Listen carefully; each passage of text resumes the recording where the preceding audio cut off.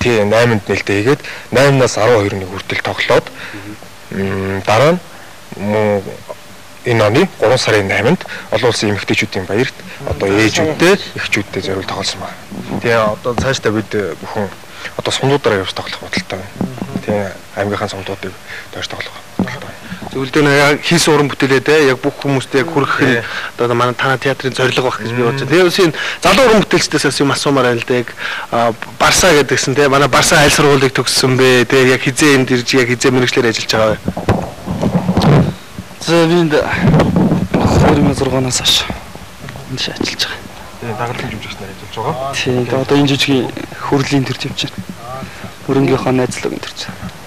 За би энд ирээд 2008 оноос хойш ажиллаж байна.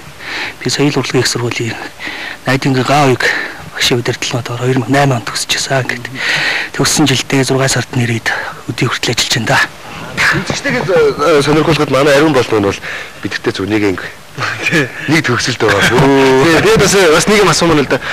Одоо эхний одоо наадамд орж байгаа уран бүтээл маань наран жаргалын харамсалтай найртай гэдэг жүжиг байлаа. Дараагийн наадамд та бүхэн бас яг оролцох хүсэл эрмэлзэл байгаа гэж би хувьдаа бодож байна. Тэгээд дараагийн уран бүтээл яг ямар уран бүтээл дээр ажиллаж байна вэ? Тэгээ бид бүхэн одоо дандаа залуу уран бүтээлчд байна. Одоо хийж бүтээх асар их эрмэлзэлтэй байна, тийм.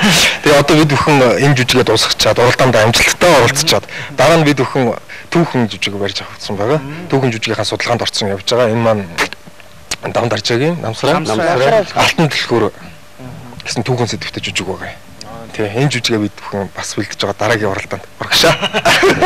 Энэ жүжиг үл байж тээ. 1985 онд манай театр анх нээгдэхэд нээлтэн дээр нь тоглосон жүжиг байхгүй юу? Одоо 25 жил тоглогдоогүй байжгаад манай дахин сэргээ тоглолт. Тэгээ 25 жилийн дараа дахин сэргээ тоглож байгаа. Театрынхаа ойн дээр яг театрынхаа тайзан дээр дахин үзэгчтэй хүртэл болгоно. Тийм.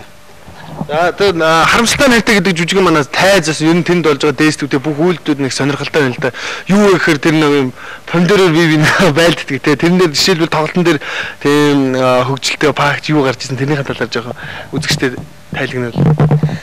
Тийм. Помидороо их байлна л да.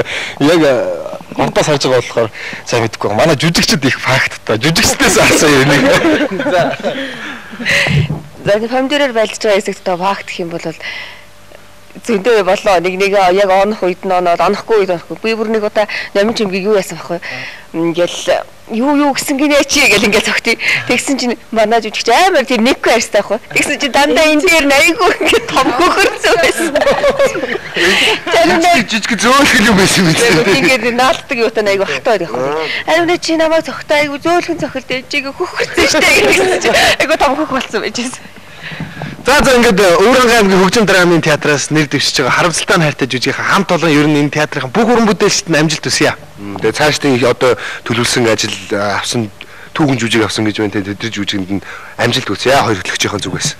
Тэгээ мөн хэрвээ та үзэгч та бүхэн энэ хүү жүжигийг хурж ирж үзхийг хүсэх юм бол Улсын драмын эрдмийн театрт 3 сарын 25-нд хүрэлцэн ирж үзэх боломжтой байгаа 19 цагт.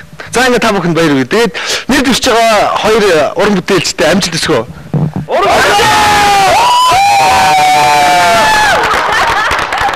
Чиний наа тархич усаар дүүрч чи өөрөө мануугаа олсон бай. Чиний тархич усаар дүүрч хэвээ ажиллаж би чамд багтаа юм бол